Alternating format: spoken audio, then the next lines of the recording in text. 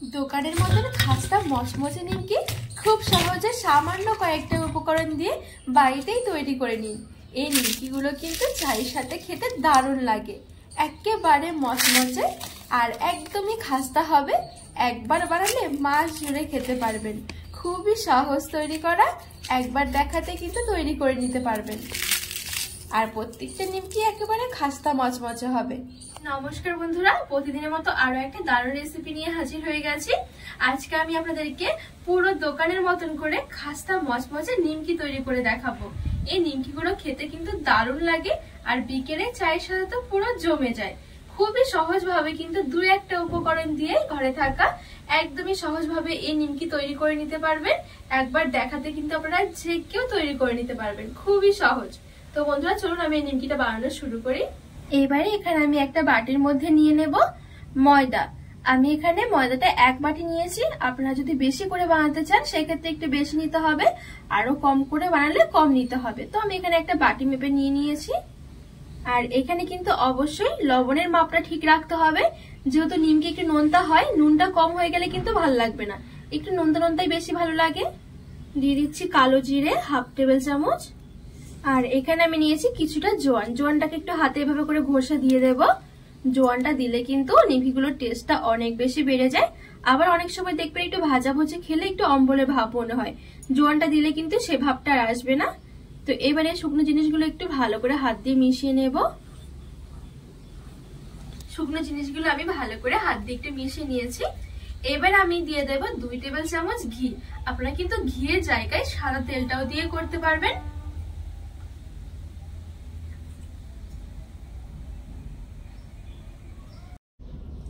তো ঠিক আমি 2 টেবিল চামচ নিয়েছি।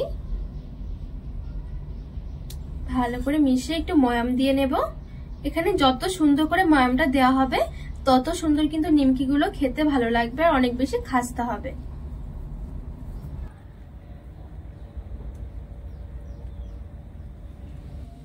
আর এখানে কিন্তু ময়ামটা ঠিক এমন ভাবে করতে হবে, এই দেখুন হাতে চাপ দিলে খুব সুন্দরভাবে কিন্তু জড়ো হয়ে যাচ্ছে, আবার ভেঙে দিলে কিন্তু আবার আগের মতন ঝুরঝুরে হয়ে যাচ্ছে। ঠিক এইভাবে করে কিন্তু ময়ামটা দিয়ে নিতে হবে। তো এবারে উপর থেকে অল্প অল্প করে জল দিয়ে আমি একটা শক্ত ডো মেখে নেব। এটা আমি নর্মাল জলই নিয়েছি।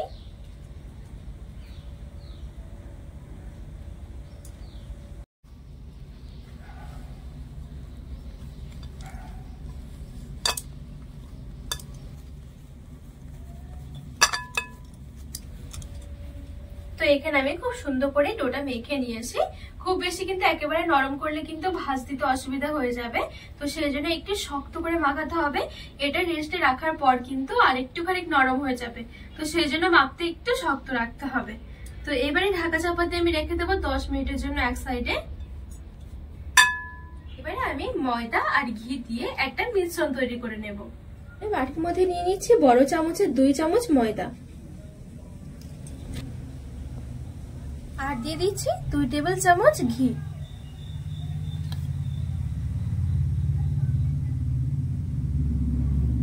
ভালো করে মিশিয়ে নেব।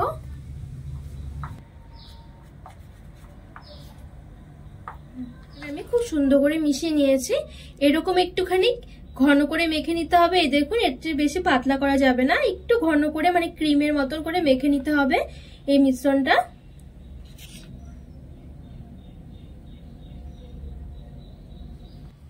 আর এদিকে আমার 10 মিনিটের মতন হয়ে গেছে। এই দেখুন উপর থেকে কি সুন্দর একটা ফোট ফোট হতে শুরু করেছে, তার মানে আমাদের এই ডোটা খুব সুন্দরভাবে ভেতর থেকেও সেট হয়ে গেছে। এবারে হাত দিয়ে একটু মেখে নেব।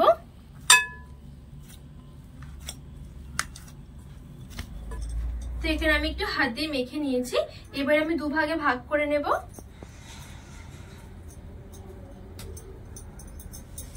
এবারে চাটুর মধ্যে রেখে একটা লেচি একটু পাতলা করে আমি রুটি বেলে নেব।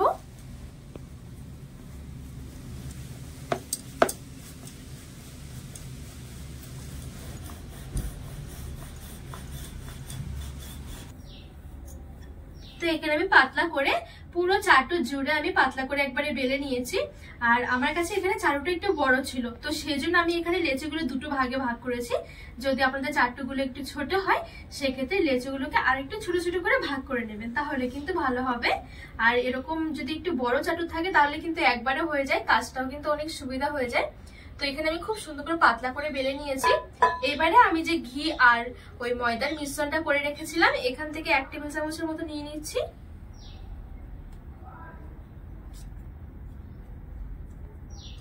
দিয়ে ভালো করে চারদিকে ছড়িয়ে এভাবে লাগিয়ে দেব।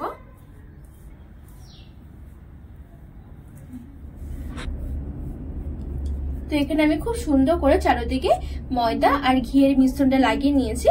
এবারে ঠিক এভাবে করে নিচ দিক থেকে ধরে একটু চেপে চেপে রোল করে নেব।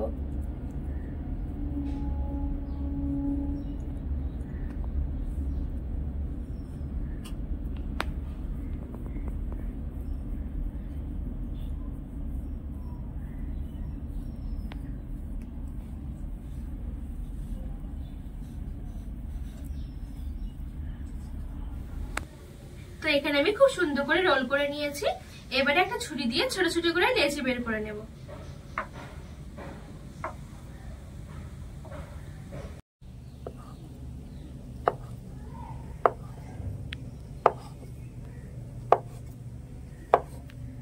এবারে এখানে আমি একটা লেচি নিয়েছি, উপর থেকে একটু চ্যাপটা করে দিচ্ছি।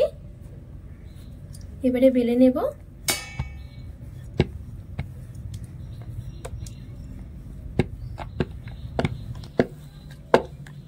তো এই দেখুন এখানে আমি খুব সুন্দর করে আবারও পাতলা করে বেলে নিয়েছি। এবারে ময়দা আর ঘিয়ের মিশ্রণটা আবারও আমি একটু লাগিয়ে দিচ্ছি।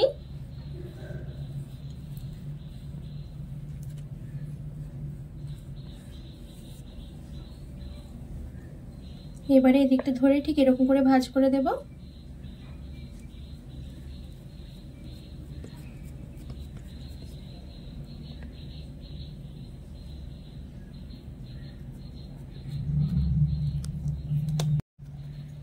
এবারে উপর থেকে হালকা হাতে একটু হালকা চেপে চেপে একটু বেলে একটু বড় করে নেব নিমকিটা।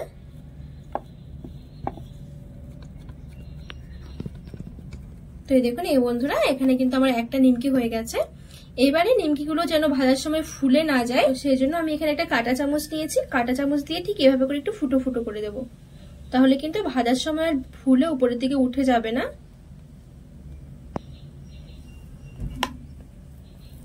তো দেখুন এখানে আমার একটা নিমকি রেডি হয়ে গেছে। তো ঠিক এরকম করে আমি সবগুলো নিমকি তৈরি করে নেব।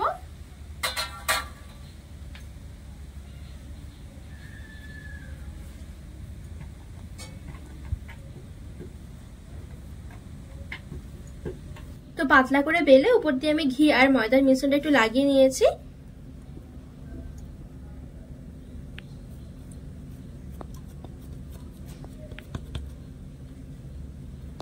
ঠিক এভাবে করে ভাঁজ করে দেব আর হালকা হাতে একটু বেলে নেব। এবারে কাঁটা চামচ দিয়ে একটু ফুটো ফুটো করে দিচ্ছি।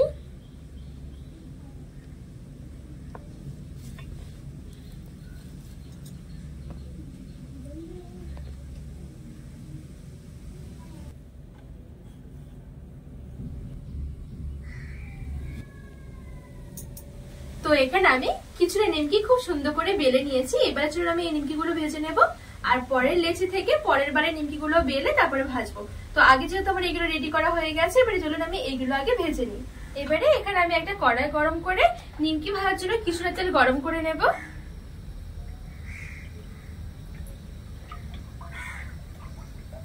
তো এখানে আমি মিডিয়াম গরম করে নিয়েছি তেলটা।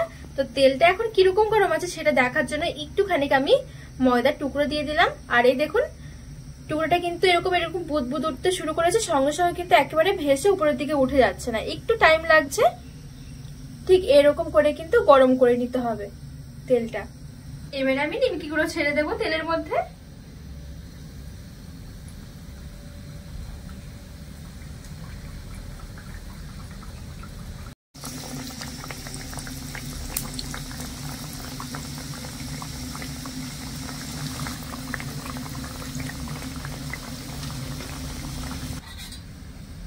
তো এখানে আমি কিছুটা নিমকি ছেড়ে দিয়েছি।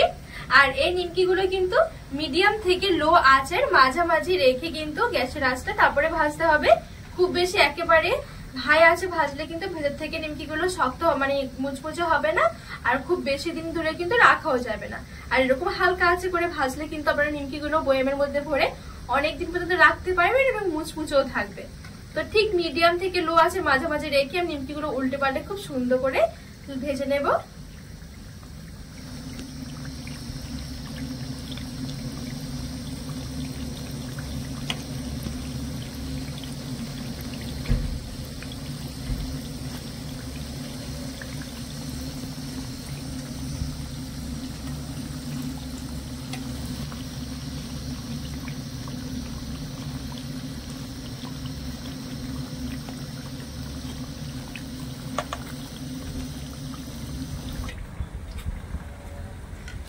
তো এখানে আমি 4 থেকে 5 মিনিটের মতন খুব সুন্দর করে নিমকিগুলো ভেজে নিয়েছি।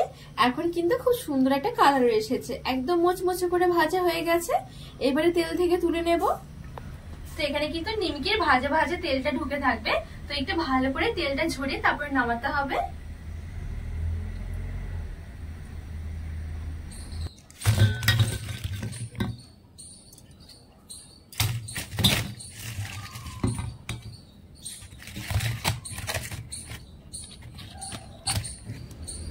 তো এখানে আমার সবগুলো নিমকি খুব সুন্দরভাবে ভাজা হয়ে গেছে। আর এই দেখুন, দেখতেও কি দারুণ লাগছে। খুবই অল্প সময়ে কিন্তু চায়ের সাথে খাওয়ার জন্য এরকম খাস্তা মচমচে নিমকি তৈরি করে নিতে পারেন।